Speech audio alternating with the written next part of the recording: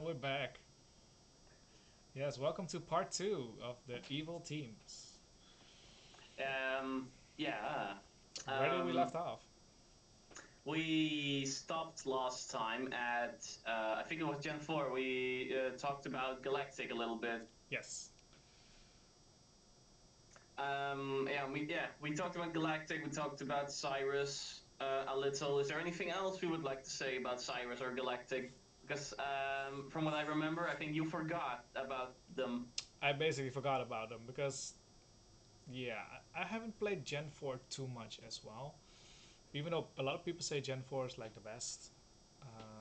But for me, it was a bit forgettable. But maybe because I just came back and then, oh, hello, lamp.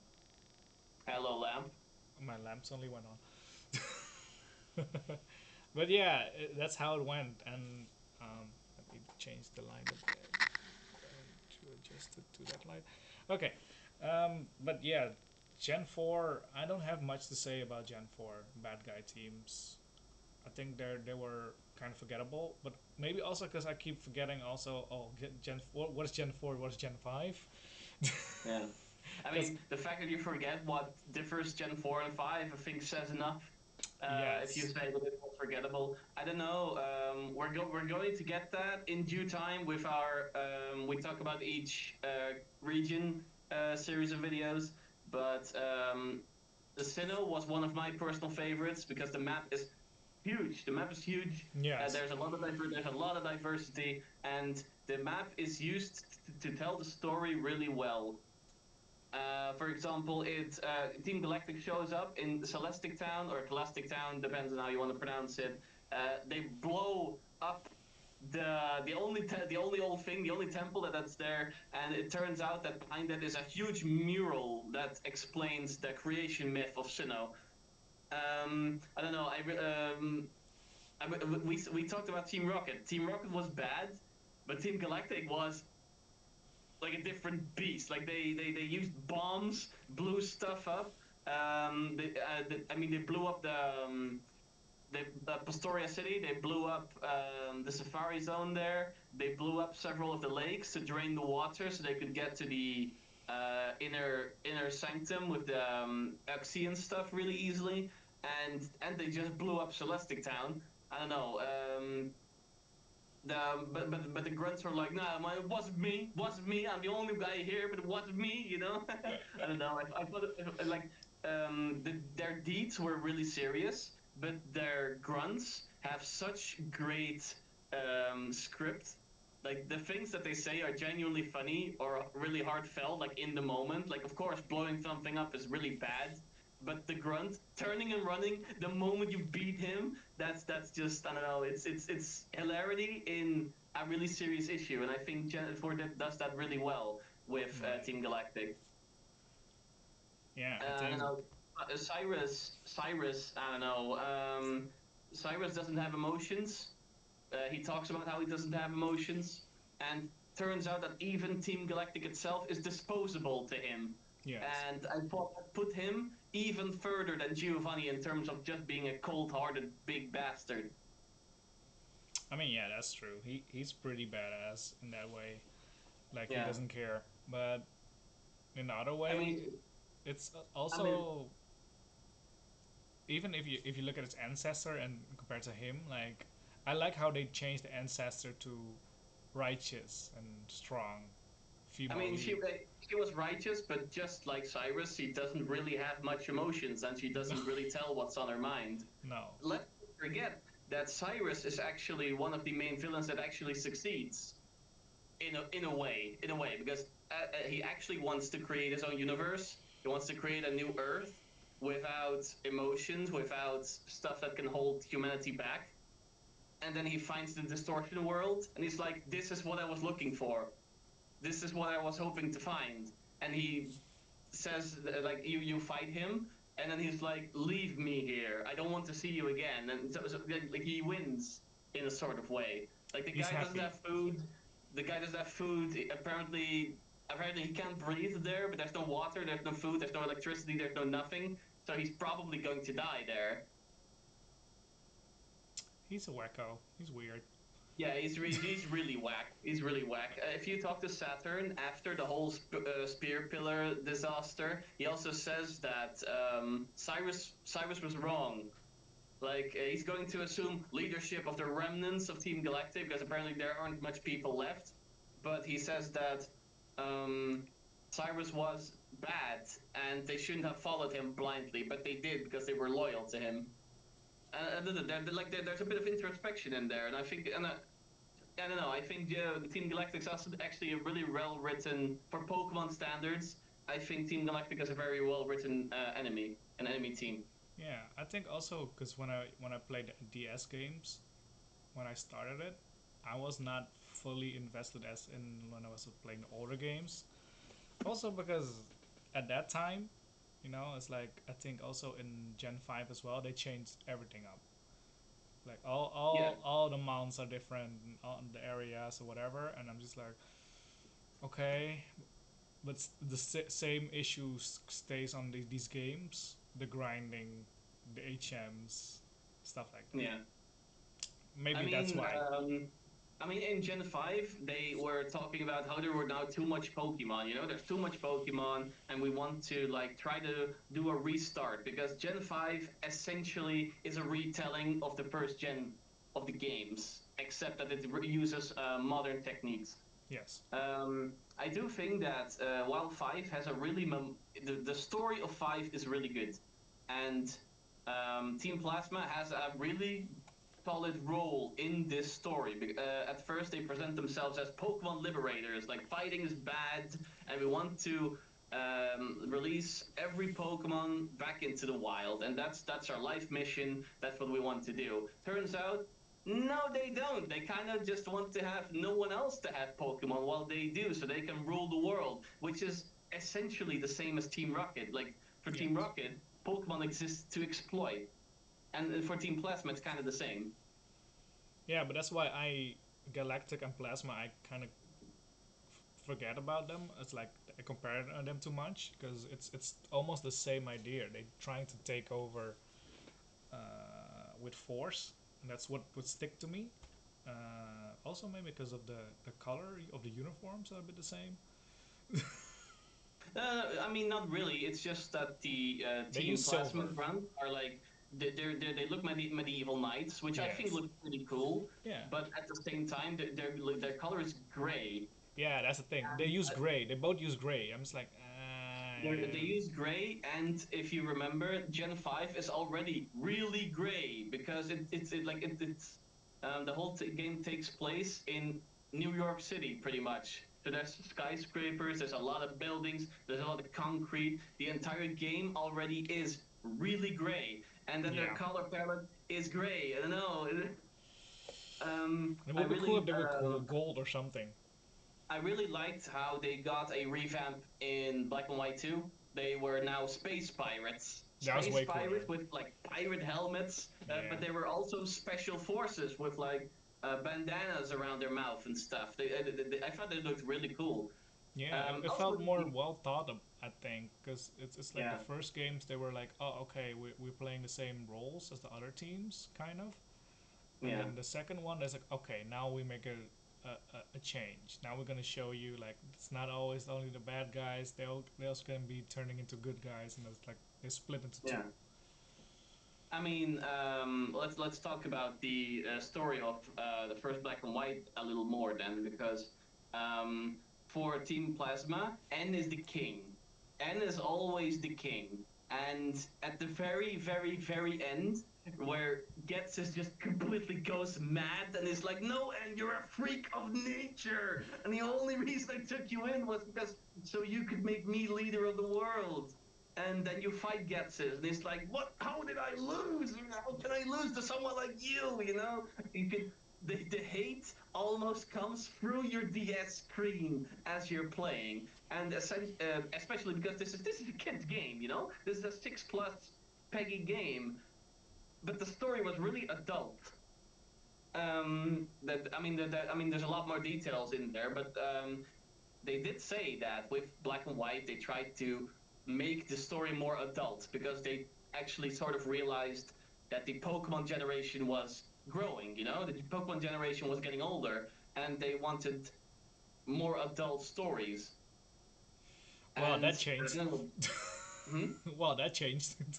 Yeah.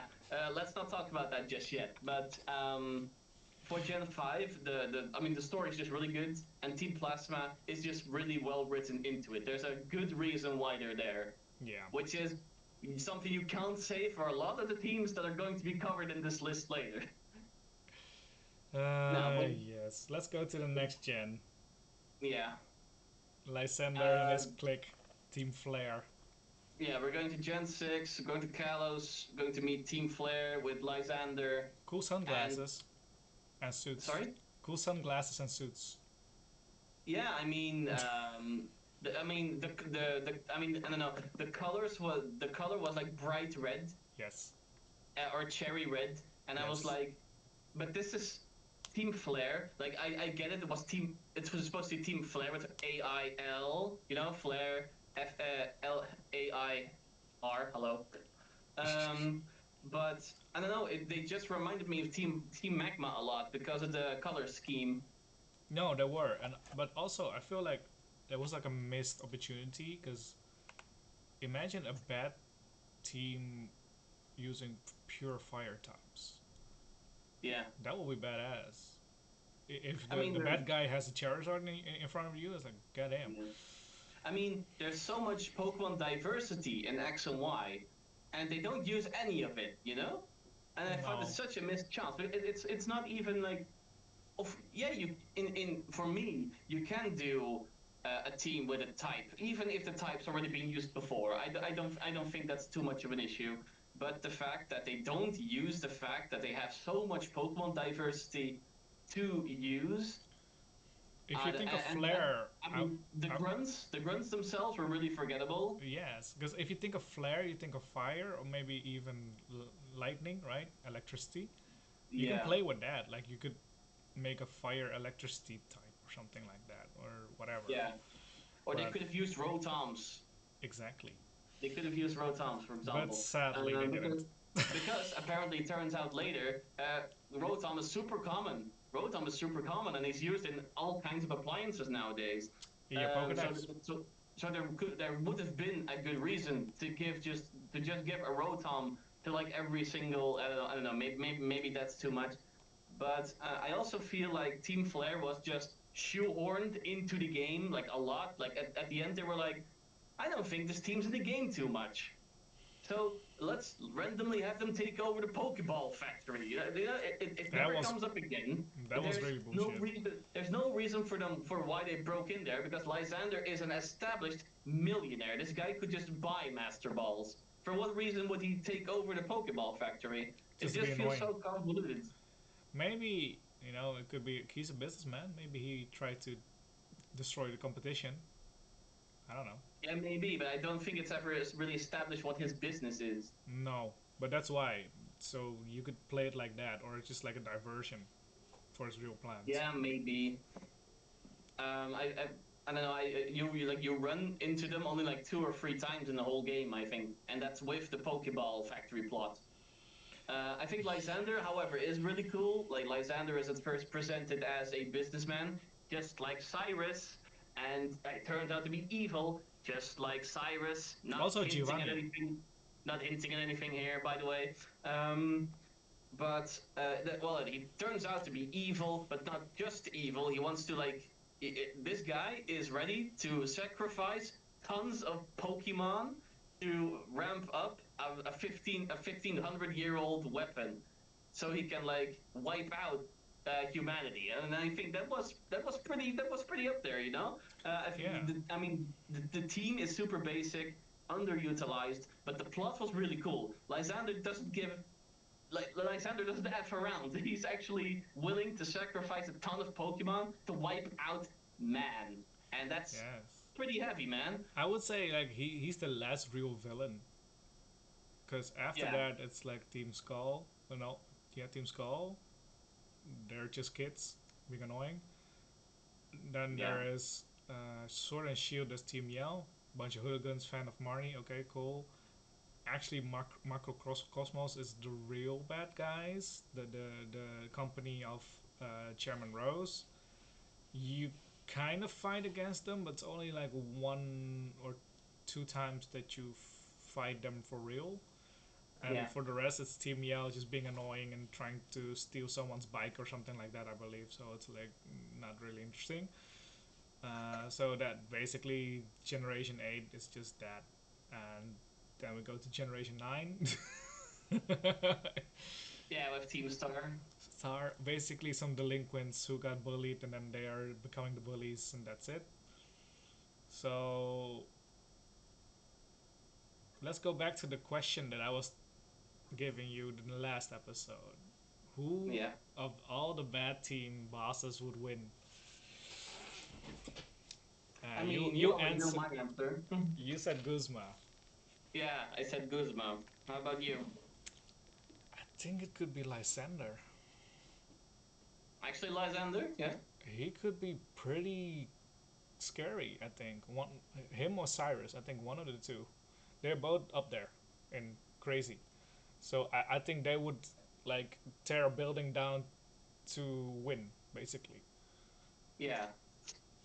So it doesn't even go to their team composition. No, like the way of working. Like to win. I think they would destroy something like a pillar somewhere near or a tree or something that falls on your head and then they win. Yeah. I think it's like that. So I would say one of those two. But Yeah. Um, yeah, I get what you're saying. Like, if you were like, nah, man, I'm gonna take cover in this building. Like, Cyrus would bomb the hell out of this building just because you were in it, so that he would make sure that you would never be able to come out. yeah, I Yeah, mean the that's other actually teams are intense. not that like all the other leaders are not that savvy. Like of course they will destroy stuff, of course, but they won't try to kill you. I think those two would try to kill you. Yeah. Um, but who? Okay, let's reverse the question. Who would be the weakest one? The weakest. Um, Gee whiz, that's actually a really good question. Well, I think, as I said before, the fact that some of these leaders, like they limit themselves to only one type, which I think really hinders their battle prowess. And these leaders are there's Archie, there's Maxi, and they use ground, fire, and water teams. And then there's Giovanni, he only uses ground teams. Yeah, But at the same time, the ground types that he uses, half of them are like poison types still. So if you earthquake their ass, they're still out of there faster than I don't know what. Um, I don't know. I think it's a really difficult question. It's really easy to tell which ones are the worst, but I don't know. I think like Archie will one up Maxi and Giovanni purely out of type advantage, and then there's Maxi versus Giovanni. I think, but I think Giovanni would win that because he has ground type into fire, and he would just win that of type alone. So I think yeah, based on that, Maxi would be the weakest. I don't know. probably. But also, if you look at story wise, like Penny as a child, technically Marnie is also one of the leaders because she's Team Yell, so she's only dark types, also Yeah. one type. But I don't really count them. I would say Penny and Marnie kind of falls off because they kind of like sort of team leaders, but not really. So if I look at all the gentlemen out there that are real bad guys, um, yeah, probably Maxi or Archie or one of those, I think. Because also their teams were not very interesting to watch. Like, I mean, you only have four Pokemon. yeah, they hadn't had a full team. I mean, Giovanni at least had almost full team. So on that base, I would say one of the Gen threes. Yeah, But probably. yeah, I would love to see them duke it out for real. That will be funny as hell. Because we see them working together, but we haven't seen them fight against each other. Yeah, facts. So yeah, of course, only Gen 3 they were kind of butting heads against each other. But it will be fun if they make a story that, for example, Team Rocket and Team Galactic fighting over a building or something like that. That would be funny as hell. I would love to Yeah. see that. And you're And then standing like as a 10-year-old, would you start like, I'm just gonna walk I don't know, past here? I don't know, I just don't see it happen. No. Um, the closest that we ever got to teams interacting is a couple of banned episodes from the Black and White anime, which were Team Rocket against Team Plasma. Apparently, they would have a huge open battle in those episodes, but the episodes were never aired, I believe, because they were cancelled over an earthquake, I believe. I'm not sure. But anyhow, those episodes were never aired, and they are probably the closest thing ever to us seeing fighting teams outside of Magma interacting with Aqua. But it's not all that much actually in the anime. Yeah, I would say maybe we should write a story of all those bad teams, and Yeah, somehow, maybe. some way, they find each other and in the battle pit and just fighting each other one by one. That would be funny as hell. Because I would change Giovanni's team, honestly. Because he also has a Persian. Like what? Less ground types. Like why you have Nido King, Nido Queen, and Rhydon. You can have more cool Pokemons in Gen 1. He's got Kangaskhan. Yeah, he got Kangaskhan. But, I would give him something interesting, more interesting. Because basically, his team is weak against fighting and water. Fighting water, ground. Actually, some of the Pokemon, Rhydon and Rhyhorn, are weak Yes. against ground, even though that's his type. Well, technically, you can give him Mewtwo. You could, yeah, definitely. Doesn't he actually use a Mewtwo in the Rainbow Rocket story? I think he does. Yeah, I think so. We could just make the best teams up for them and then just let them duke it out. That would be funny. Yeah, maybe. Can use the auto battle function on Pokemon Showdown or something. Exactly. Maybe for the next episode. For another episode at least. And do we still want to get back at Team Skull? Because I feel like we're kind of leaving them out. They weren't doing much, just being annoying. They had no goal because Guzma just wanted to be champion, but he wasn't good enough, and that's why he got salty. Because I they, don't they know. I've kidnap heard. a Pokemon and then you have to go into the base. So they were a threat at least for the police over there, but Yeah. I'm gonna say Nano really didn't try. He didn't really try because I feel like if you look at Nano's team, he could wipe them out one by one with ease. I don't know. I feel like Gladian being working with Team Skull makes it a lot more interesting because I don't think he's actually a member, but he's hired by them to work for them. Yes, he's kind of like a hireling. Yeah. Um, and I don't know. Guzma turns good at the end of the game, so that works out. And I think Team Skull is actually disbanded, and everyone goes back to their normal lives. Yes, they become what was typing? What was the trainer type again? They become punk or something. Oh yeah, probably. Yeah, yeah. The punks. There's also that's pretty funny. There's this punk hangout, and they talk about them hanging out with Team Skull, but they're not actually Team Skull members, but they're all punks. Yes. That's So something like that. I mean, you know, we could dish up a story for them. That would be fun. Actually, I'm still thinking of my story that I want to write, but for now it's a bit of a on a pause because I'm working full time. So whenever I have time, I can think of it again. Do you have another Do you have another fun question to round up the video with? Yeah, I would say. if you had your team that you had in Gen 1, right? And you would have to fight against any other leader that you faced. My team in Gen 1. Yes, who is your team in Gen 1 first? Well, I had two HM slaves, and I just used my starter, Charmander, to completely overlevel and complete the game. Because I was like 5. Yes, but okay. If you make a Gen 1 team, like imagine you make a Gen 1 team, a solid one, what would your team be? From Gen 1. I know, that's really difficult. I think well, you know what Gen 1's problem is?